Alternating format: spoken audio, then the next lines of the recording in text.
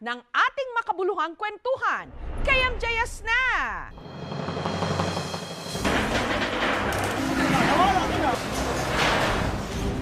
Oras ang kalaban sa isinagawang search and rescue operation sa Barangay Binaliw sa Cebu City.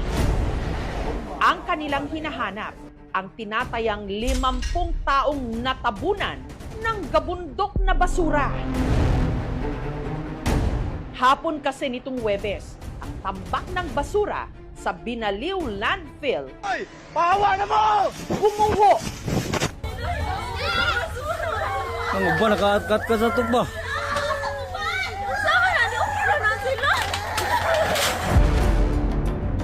Ayon sa mga nakatira, sa palibot nito, pasado alas 4 ng hapon nang nabulabog sila ng isang napakalakas na tunog. Ay! Pahawa na mo! Pagkapasok-pasok ko, siguro mga 2 minutes, narinig ko na yung kala ko nga lindol eh. Paglabas ko, nakita ko parang may usok na dito. Tapos paglingon ko dyan, nakita ko yung basura. Tabunan yung opisina.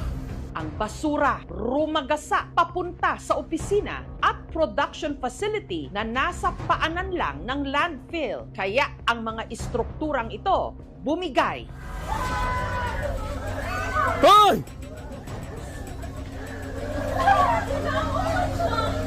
Lain na dia. May kita ko, nakagawas na. Tusok dia. Sinam na niya, yung tintahan dia. Ang trabahador sa landfill na si Evelyn nagsisegregate ng basura sa unang palapag ng facility nung nangyari ang pagbuho. Naay ni Boto, ma'am. Nga, nag-aso naman, ma'am. Pagtanaw na ko ang mga kanang ang building, ma'am, na nanglihok naman. Padung naman ako mutabon, ma'am. Mabuti na lang daw at agad siyang nakapagtago. Nikaber ko sa kanang machine nga magpres sa mineral, ma'am. Nga, dayon, ma'am. Nag-anak ko sa akong ulo kay nag-hard hat man ko. Naiwas ko sa kanang kuan nagawas jud ko sa building. Pero ang nasa 50 niyang mga kasama na trap. Sakit na. Wala mi nagtuo nga mga ingon anak mi ba. Ay! Pahawa na mo! Ang basura na madali lang siyang model, eh, hindi talaga siya stable. Kaya ang ginagawa natin, ma'am, nag-shoring tayo, ginawa natin na safe yun, papasok ng mga rescuer natin na bumbero. Naman sir. Kabilang sa mga pinagahanap ang hipag ni Elenita na si Armilia. Nag-worry na kami kasi alam namin nandito siya nagtatrabaho. Punta kami agad dito. Wala na kaming ibang kapitan ngayon eh. Diyos lang. Siya lang nakakaalam na yung head. Eh, hindi kami uwi. Dito lang. Samahan ko yung mga anak niya.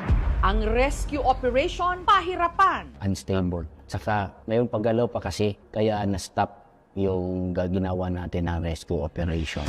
Ang mga volunteer, matyagang sinusuyod ang buho ng basura.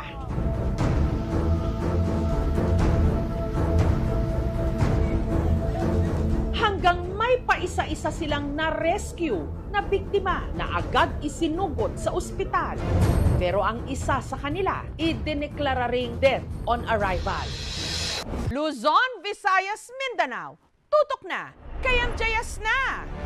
Ang Binaliw Landfill, 20 hectares na private facility na pinatatakbo ng Prime Integrated Waste Solutions Incorporated, subsidiary ng Prime Infrastructure Capital Incorporated na pagmamay-ari ni Enrique Razon Jr. Sa landfill, itinatambak at pinoproseso ang toneto-niladang basura na nakukolekta sa Cebu City, pati na sa ilang mga karatig bayan at syudad. The total number, the volume of garbage in the city is 500,000 kilos.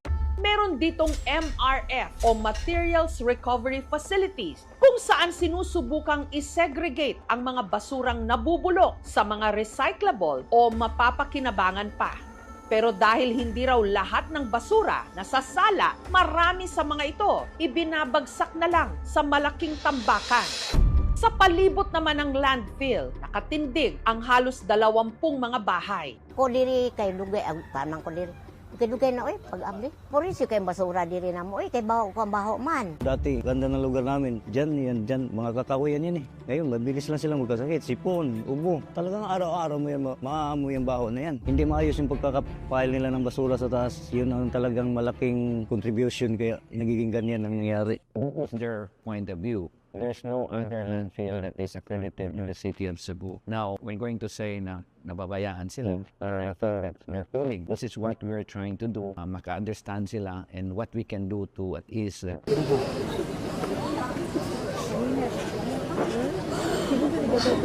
Pamangkin ko po, nade sa welding. Nandun sa kuwan nga ba? Panasis mapadali dayon. Bita mga pamilya uban nga makuhan sad. Di mabalakasan. Sa ikalawang araw ng rescue operation, mas naging limitado na ang paggalaw ng mga otoridad. Nagalaw yung waste niya. Baka marami ng water sa ilalim, unstable na, madali na lang siya mag-landslide. Sa pagtatapos ng araw, nadagdagan pa ng 2 ang natagpuang patay. Pero ang hipag ni Elenita, hindi pa rin nakikita. Hindi ko ma-explain eh. Kasi may mga anak siya. Sana makita na siya. Ang nangyari sa Binaliw Landfill, maihahalin tulad sa nangyari sa Payatas sa Quezon City taong 2000 na dahil sa sobrang taas na rin ng tambak ng basura na sinabayan ng malakas na ulan, bigla itong gumuho o nag-landslide. Sa nangyaring yun, 200 tao ang nailibing ng buhay sa bundok ng basura. Ang Payatas tragedy naging daan para maisabatas ang Republic Act 9003 o ang Ecological Solid Waste Management Act of 2000 na nagbabawal sa open dump sites at nagtataguyod ng maayos na pamamahala ng basura. Ayon sa inisyal na investigasyon, gumuho ang Binaliw Landfill dahil na rin sa napakataas ng tambak ng basura. Ang indication niyan, titingnan mo yung nasa downhill ng slope. Kung meron ng movement yung mga building, kung meron mga cracks sa walls, ibig sabihin yung ground doon gumagalaw na. Tapos ang problema kasi dyan, pagka lupa, brittle ang failure niyan. Meaning sudden collapse, no? Hindi tulad ng properly designed construction material. Merong warning muna eh, no? Ito wala eh. Pag lupa, biglaan yan. Posible rin daw na nauna ng nayanig ang tambakan ng 6.5 magnitude na lindol sa probinsya noong Setyembre, pati na ng sunod-sunod ng mga malalakas na bagyo at pag-ulan kamakailan. Ang tingin ko, ang naging dahilan doon, yung instability ng slope ng landfill itself kasi nasa bundok siya eh. Bumigay yung pundasyon, bumigay yung lupa na pinagpapatungan, tapos pag nabasayan, mas mabigat, mas prone siya sa sliding. So naging unstable ngayon yung landfill. Actually, maraming pwedeng gawin before we reach yung point na sobrang dami na or na overcapacity na yung landfill. Gaya ng pag-ban ng mga single-use plastics or ibang disposable packaging para mabawasan yung residual waste na napupunta sa landfill. What we're trying to do now is to find solutions for rescue, retrieval. Sa pagsisiyasat ng aming team, napag-alaman na dati pa raw inirereklamo ng mga residente ang Binaliw Landfill. Nandyan ma'am sa baba, ilog. Sobrang linis dyan ng ilog kasi galing yan doon sa bundok. Tapos ngayon, hindi mo na magagamit yan. Ang kulay sobrang parang brown na itim. Tapos mabaho. Itong mga katas nila, papunta doon sa ilog na yan. Di umano, walang maayos na waste procedure ang facility. Walang sunugan ma'am. Pagdating ko, yan lang yung segregation area na yan. Sinubukan naming hingan ng panig ang Prime Integrated Waste Solutions pero hindi sila tumugon sa aming paanyaya. Sa isang pahayag, sinabi nila na nakikipagtulungan sila sa mga otoridad at handa raw tumulong sa mga pamilya ng biktima. We had this direction to find an alternative landfill. And during the meeting, si DNR nagsabi, there are 5 landfills all over the province. Samantala, nitong Sabado, puspusan pa rin ang rescue operations. Hindi kasi natin kailangan i-give up.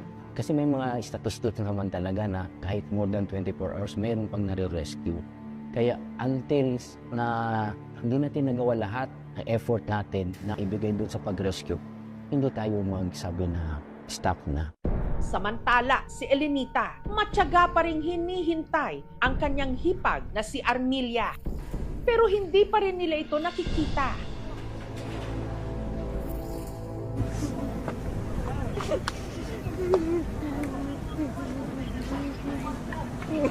Hanggang ngayon, hindi pa rin nakuha yung sister-in-law ko si Armelia Labos.